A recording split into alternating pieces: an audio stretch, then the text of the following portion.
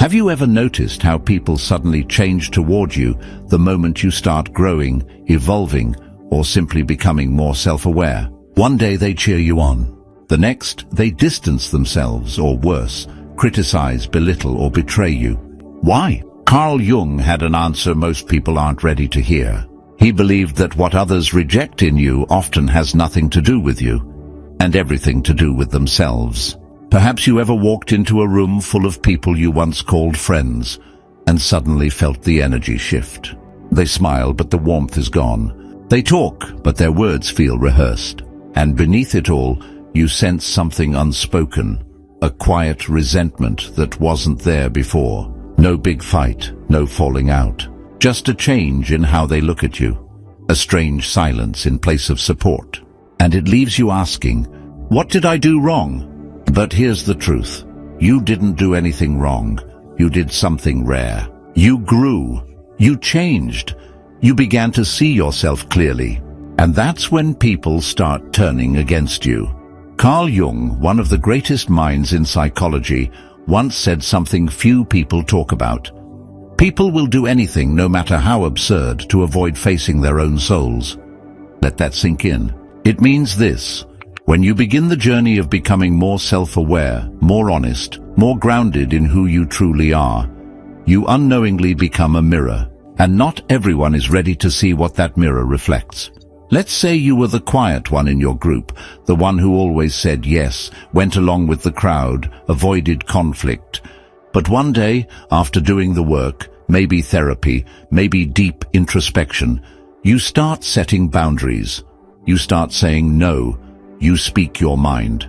Suddenly they say, "You've changed. You're acting different. You think you're better than us." But they're not reacting to who you are.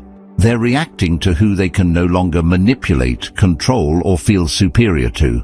And it's not just friends. You'll see it in families. You'll see it at work. You'll even see it in romantic relationships, when your healing begins to outpace theirs. Jung's work teaches us that this is more than social discomfort. It's psychological resistance. People resist what confronts their inner contradictions, their unhealed wounds, their unfulfilled dreams, their buried pain. And when you embody what they've been avoiding, their defense mechanism kicks in.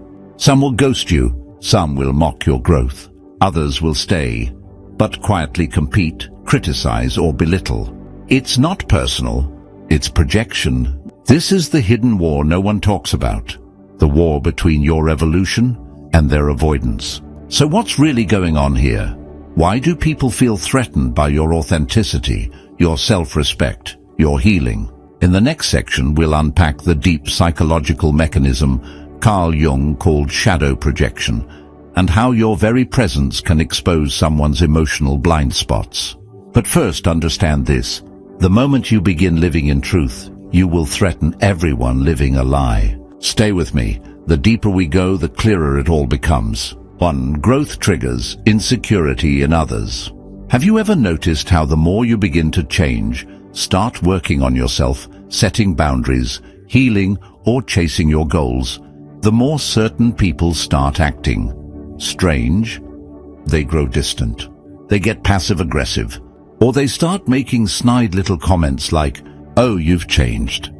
You think you're better now? You used to be more fun." It's subtle, but it's powerful, and it's real. Carl Jung observed this dynamic decades ago, long before the term toxic became mainstream. He wrote, "If people can be educated to see the lowly side of their own natures, it may be hoped that they will also learn to understand and to love their fellow men better. A little less hypocrisy and a little more tolerance towards oneself can only have good results in respect for our neighbor." In other words, when someone refuses to look at their own flaws, wounds, and stagnation, they will almost always resent someone who dares to rise. Why does this happen? When you grow, you change the emotional contract people have with you. For example, if you used to be the one always saying yes and now you set boundaries, someone feels rejected. If you used to be insecure and now you walk with quiet confidence, someone feels threatened. If you used to vent about life, but now you're focused on goals, they feel left behind. Your growth becomes a mirror, one they didn't ask to look into. It shows them all the places where they've settled, avoided, or refused to change. But rather than confront their own discomfort, it's easier to say, "You've changed," as if that's a crime. Let's say you've been through a rough patch, maybe heartbreak, financial struggles, or deep emotional healing. And during that time you had a group of people around you. They were there for you, but they were also used to that version of you. Vulnerable, dependent, predictable. Then something shifts. You start reading, going to the gym, taking care of your mindset. Your energy changes. You become more intentional, more selective. Suddenly they stop calling as often. They joke about your self-help phase, or you feel an unspoken tension in the air. Here's what's really happening. Your transformation is triggering their stagnation. Your discipline is exposing their excuses. Your elevation reminds them of their inertia. But this isn't your fault. It's a psychological pattern. Carl Jung didn't just theorize these dynamics. He lived and worked through them with patience across all walks of life. His genius was understanding that the human psyche is not neutral, it's reactive. When you do inner work, others sense it, even if they don't have the language for it. And not everyone will celebrate your progress. Some will take it as a threat. The most terrifying thing is to accept oneself completely. Carl Jung. This quote reveals the core of the issue. Most people have never truly accepted themselves. So when they see someone who is working towards self-acceptance, healing their wounds, and standing in their own truth, it disturbs them. Why? Because it reminds them that they could change too, but haven't. So when people turn against you after you've chosen growth, don't rush to shrink back or explain yourself. Don't dull your shine to make others comfortable. What you're experiencing is psychological resistance, not personal rejection. You're not too much. You're simply becoming too awakened for people who are still asleep in their own patterns. And here's the uncomfortable truth. Some people need you to stay the same so they don't have to grow. But your job isn't to stay small to protect their comfort. Your job is to keep expanding and let the right people rise with you. 2. The shadow projection mechanism. Why they turn against you without realizing why. One of Carl Jung's most profound contributions to psychology is the concept of the shadow. The shadow is the part of our psyche where we store everything we're ashamed of, everything we deny about ourselves, and everything society told us was wrong, too much, or not enough. It's made of rejected desires, hidden fears, suppressed rage, secret insecurities, and unfulfilled dreams. Now here's the dangerous part. The more unaware someone is of their shadow, the more likely they are to project it onto someone else. Carl Jung's concept of the shadow explains this perfectly. He said we all carry parts of ourselves that we hide, deny, or suppress, traits we consider unacceptable, weak, or shameful. But these parts don't disappear. They get buried deep until someone else triggers them. So when someone resents you for being confident, peaceful, ambitious, or self-respecting, it's often because they've buried that same desire within themselves. The things that most disturb us in others are often reflections of what we have refused to acknowledge in ourselves. Carl Jung. But even more striking is this lesser-quoted gem. We meet ourselves time and again in 1,000 disguises on the path of life. Let that sink in. When someone turns against you, especially when your only crime is being true to yourself, it's often because you've become a mirror that reflects back parts of themselves they don't want to see. Let's say you start valuing your time and set firmer boundaries. Suddenly, a close friend starts acting distant or accuses you of thinking you're better than everyone. What's really happening? You're shining a light on their lack of boundaries, their inability to say no. They might secretly envy your self-respect, but it's easier to attack you than admit what they're lacking. Or maybe you start expressing your creativity, posting your art, sharing your thoughts, starting a business. People you once called family begin throwing passive-aggressive comments your way like, "Must be nice to have so much free time. I don't know why you're trying so hard, no one really cares. You've changed." Of course, you've changed, you've grown. But growth is threatening to those who feel stuck. They project their self-doubt onto you because facing it within themselves is too painful. You've become their emotional trigger without even trying. And here's the twist. Most of them have no idea they're doing it. Projection is unconscious. It slips through in sarcasm, silent treatment, backhanded compliments, or outright sabotage. It's not just jealousy. It's unprocessed emotion looking for a place to land. You just happen to be the most convenient landing pad. So what does this mean for you? It means that when someone turns against you, especially during your personal growth journey, you must learn to discern projection from reality. It's not always about you being wrong. It's often about them being unhealed. Jung believed that real psychological growth only begins when we confront our own shadow instead of running from it. But most people don't want to do that kind of work. It's uncomfortable. So instead, they deflect. They turn on the person who reminds them of the work they've refused to do. That's why, as you rise, resistance grows, not just from within you, but around you. And the more you understand this, the less you'll take it personally.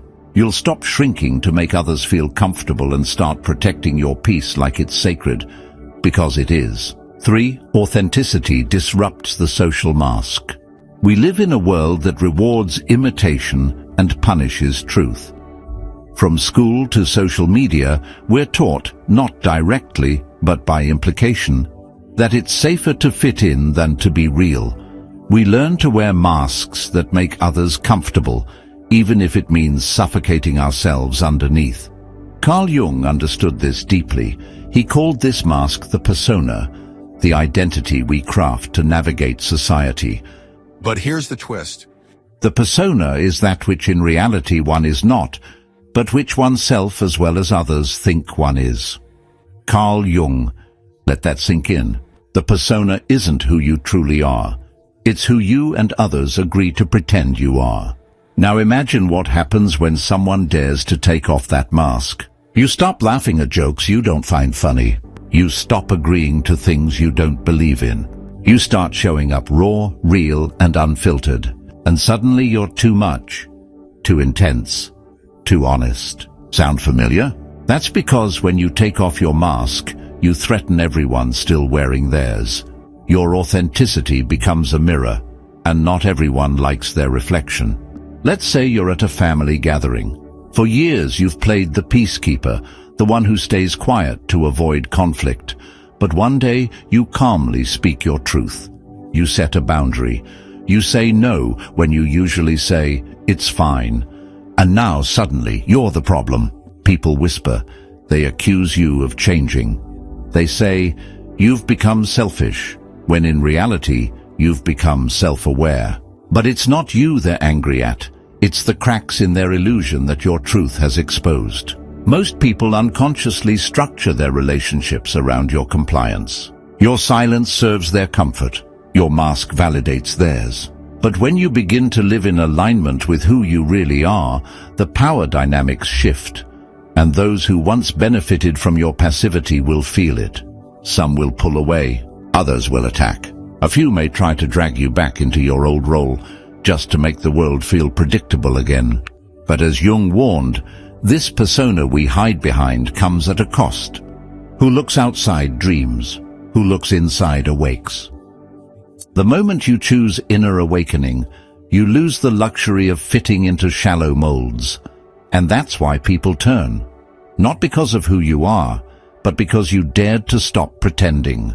And here's the hard truth. Authenticity demands courage. Because once you step into your truth, you'll see who can love you without the mask. And more importantly, you'll finally love yourself without needing one. But why some people need you to stay small? Let's get real. Not everyone around you wants to see you become your full, empowered self. In fact, some people are silently invested in your limitation. They may not say it out loud. They may smile, nod, even say, "I'm happy for you." But their energy will tell you something different. Because here's the truth. The version of you that's growing, healing, setting boundaries, saying no, thinking for yourself, that version can no longer be controlled. And that's terrifying to people who were never with you to support your evolution, but to feel superior in your presence. Carl Jung once said, "The most terrifying thing is to accept oneself completely." Think about that.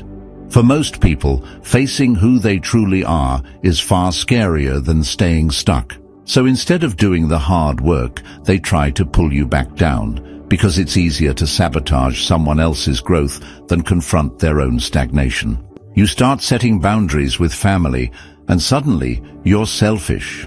You stop overgiving to your partner, and now you're cold or difficult. You no longer tolerate negativity at work, and suddenly they label you arrogant or uncooperative. Sound familiar? It's because these people needed you to stay small, not because they hate you, but because your growth disrupts the fragile identity they've built around controlling or being above you. Jung believed this phenomenon stems from an individual's incomplete psychological development, specifically a failure to integrate the shadow. Instead of owning their insecurities, they project them onto others, especially those who refuse to play small anymore. And when you grow, you shine a light on their denial. In unhealthy relationships, romantic, platonic, or professional, people often unconsciously assign roles to others. You're the caretaker. You're the passive one. You're the one who always sacrifices. When you break out of that role, they panic, not consciously but subconsciously. Because if you're no longer playing your part, the entire psychological structure of that relationship begins to collapse. So they try to pull you back into that role, with guilt, manipulation, even anger. But here's the secret. You don't owe anyone the version of you that kept them comfortable but kept you miserable. Jung believed true individuality required breaking away from collective norms and projected roles. The greatest tragedy of the family is the unlived lives of the parents. Carl Jung. That quote doesn't just apply to parents.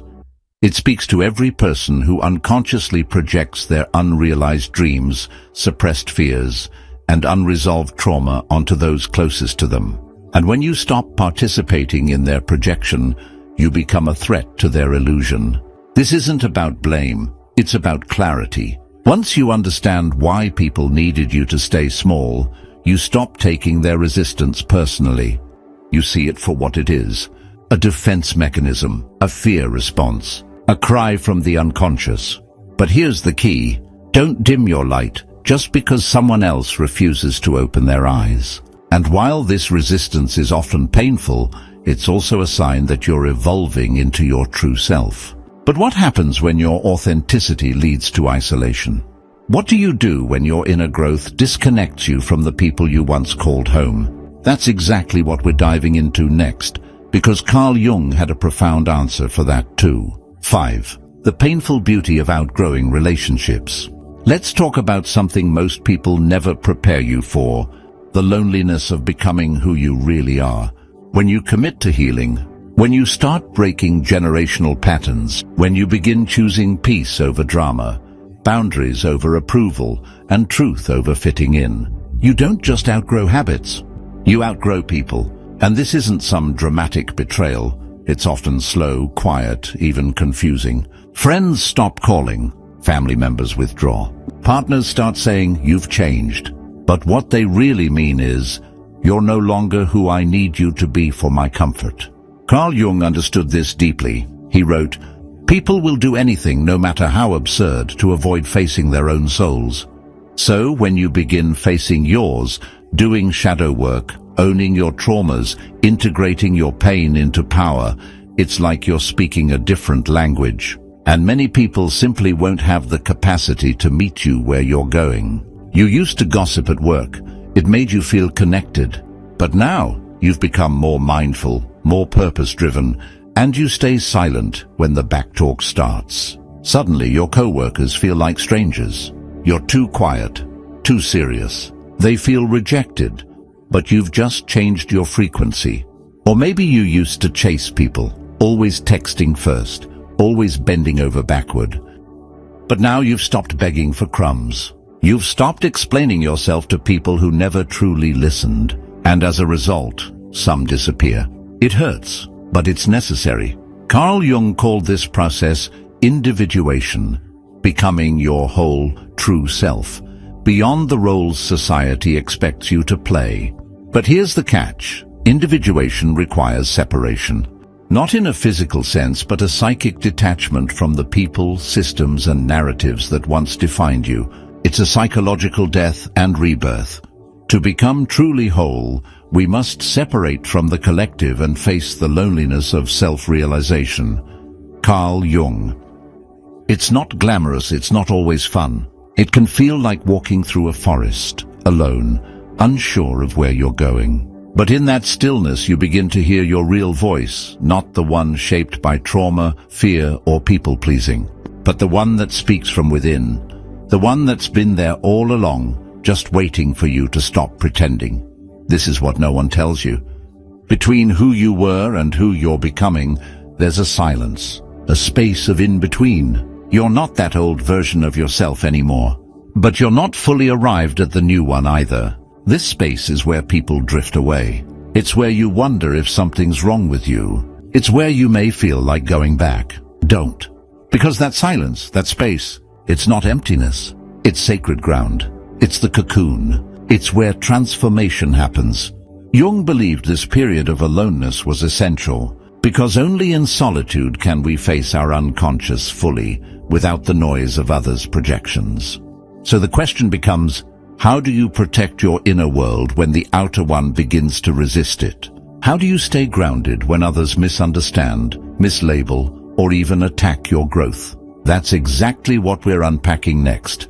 How to build emotional resilience, protect your energy, and walk this path with inner strength, even when it gets lonely. Stay with me. This next part will teach you how to become psychologically untouchable as you evolve. Mentally, emotionally, spiritually, you'll need a new kind of armor.